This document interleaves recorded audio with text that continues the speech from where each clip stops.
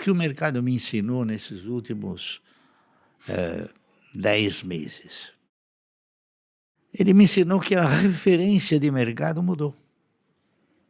Você sabe qual era a referência do mercado? O que fazia com que o papel subisse? Era a referência de mercado. Por exemplo, uma empresa, ela registrava um lucro extraordinário. Era uma referência para o preço subir. Tá certo? Uma empresa divulgava um dividendo fantástico. Era uma referência para subir. Uma empresa acenava com a possibilidade do seu faturamento ser muito superior ao que era em virtude de um aumento de produção. Era uma referência. Essas referências deixaram de ser referências. Você sabe qual é a nova referência do mercado? A locação. Locação é a nova referência de mercado. Por quê? Se você tem um papel que você percebe que a locação dele aumenta, ele não vai subir. Lamentavelmente, se você pegar a relação, é um desafio que eu faço para você. Mas se você for pegar o que hoje tem de locação, você vai ficar surpreso. Mas qual que é a lógica disso? Porque, por um lado, se tem muita locação, eu penso, em algum momento eles precisam zerar o papel e precisam colocar uma pressão compradora. Por outro lado, se tem muita locação, tem muita gente que analisou um papel e acredita que de fato ele está caro, então isso aqui pode pressionar para baixo. Qual que é a Mesmo não lógica? estando caro, Você acha que tem uma influência ali? eu acho que o pessoal, as instituições, que é uma gama de instituições, eu posso até falar XP, UBS, Genial, eles operam vendidos. Então, se eles vislumbram a possibilidade de um papel ser alvo de uma estrutura de venda, tá certo? Eles locam as ações e vão para frente. Então, você veja bem,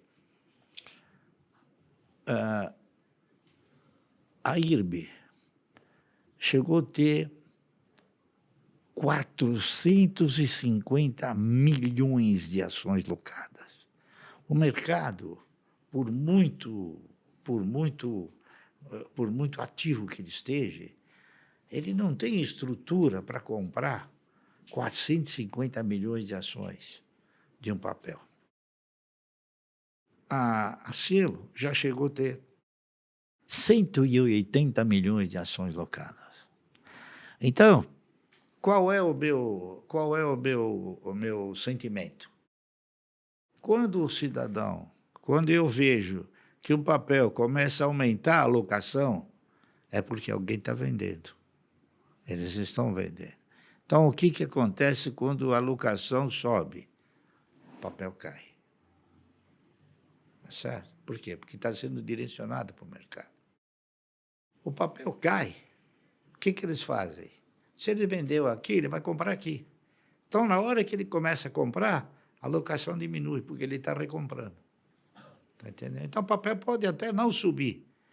Está entendendo? Pode até ficar parado. Agora, é um movimento calculado, porque essa espiral de baixa, ela está acontecendo, não é num papel só, em inúmeros papéis.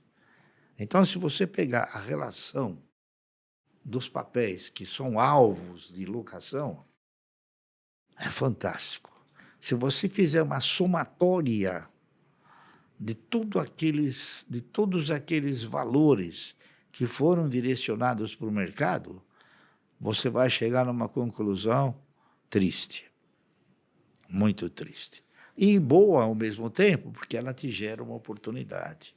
E Está alguém está entendendo? buscando. Você veja bem, eu vou dar um exemplo prático.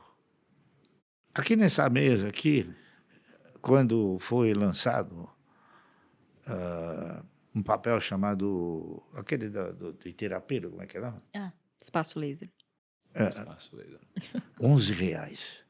O cidadão esteve aqui perante a nós e falou: "Seu Márcio, eu teria um máximo prazer que o senhor fosse o nosso acionista." Eu falei: "Olha, eu lamento profundamente, mas nós não temos assim o hábito de investir em patrimônio intelectual. A gente gosta de investir em patrimônio físico, né? E isso aí é um patrimônio intelectual. O dia da manhã, se você falar, não quero mais, acabou a empresa." E outras também. Teve uma outra, que é um exemplo típico, chama Ocean Pact. Ela foi lançada a R$ 11. Só que quando foi feito o lançamento, a exemplo dessa aqui, não foi aberto o capital pura e simplesmente. O cidadão vendeu a empresa no mercado. Por quê? Porque a emissão secundária foi muito superior à emissão primária. O que acontece? Quando existe a emissão primária, o dinheiro entra no caixa da empresa.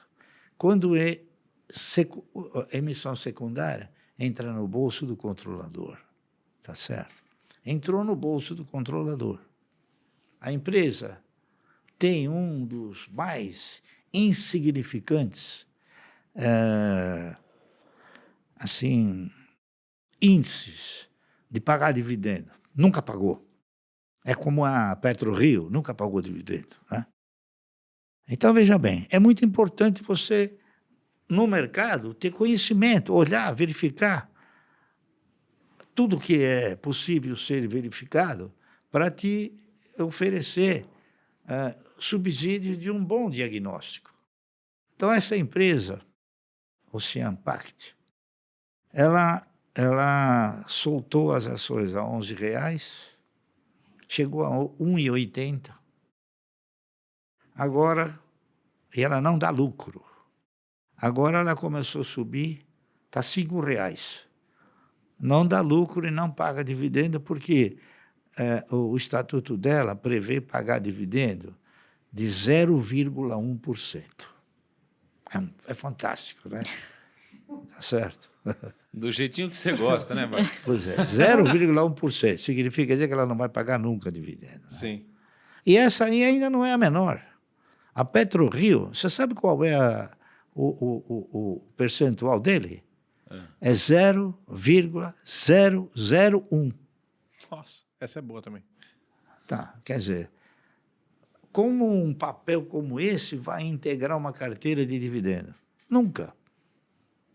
Então, você ter conhecimento no mercado é muito importante. Você ter o quê? Você conhecer todos os subsídios que a empresa pode te oferecer. Tá certo? Muito bem. Essa empresa hoje custa R$ 5. Ela não paga dividendo e não dá lucro.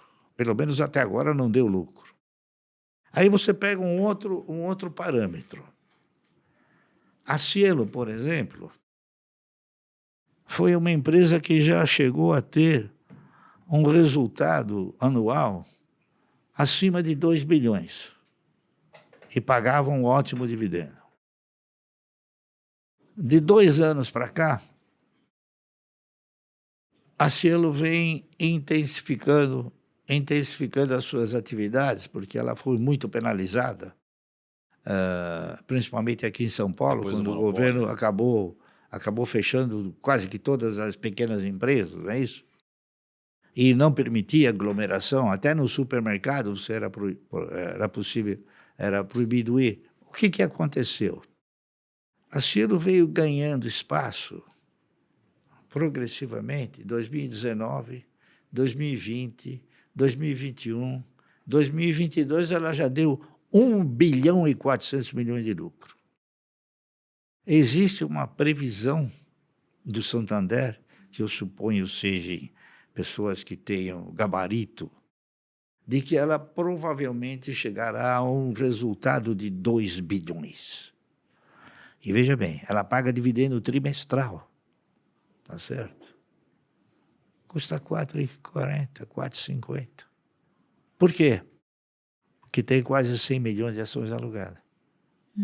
Entendeu? A Ocean Pact não tem ações alugadas, praticamente. Sim. Então, a locação, lamentavelmente, ela hoje é a referência de mercado. Então, a gente acompanha via essa. Esse é um exemplo prático, típico, de que o resultado não é mais a referência principal. Falando em algumas histórias tristes. Isso ninguém falou no mercado. Isso ninguém fala. E você vai ver que vai se acentuar. 47 milhões em 2020, 370 milhões em 2021, 382 milhões em 2022. Você sabe o que são esses números? É o total de dividendos que o meu pai, Luiz Barsi, recebeu a cada ano com as ações que ele possui. O meu pai partiu do mais absoluto zero, ele foi engraxate na infância. Em seus primeiros anos de bolsa, ele, como tantos outros, deve ter recebido o equivalente a só 1.000 ou 10.000 em dividendos anuais. Só que se você reinveste os seus dividendos todos os anos, eles começam a crescer como uma bola de neve. E após 40 ou 50 anos de boas escolhas na bolsa, muito provavelmente você também vai estar recebendo milhões de reais por ano em dividendos. Quer aprender a fazer isso? Participe de uma aula magna online e gratuita, onde o próprio Barsi vai te ensinar um método que ele mesmo usou para se tornar o maior e mais bem-sucedido investidor pessoa física da Bolsa Brasileira. Clique no botão e pegue o seu convite gratuito agora mesmo.